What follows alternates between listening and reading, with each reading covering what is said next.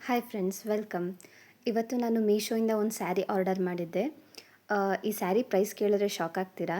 Just 368 ರುಪೀಸ್ಗೆ ಎಷ್ಟು ಸೂಪರಾಗಿ ಬಂದಿದೆ ಅಂದರೆ ಸ್ಯಾರಿ ಅಂತೂ ಅದು ಮುಟ್ಟಿ ಫೀಲ್ ಮಾಡಿದ್ರೆ ಗೊತ್ತಾಗುತ್ತೆ. ಕ್ವಾಲಿಟಿ ವೈಸ್ ಅಂತೂ ಸಕ್ಕತ್ತಾಗಿದೆ. ಒಂಥರ ಬಟರ್ ಸಾಫ್ಟ್ ಅಂತಾರಲ್ಲ ಆ ರೀತಿ ಇದೆ.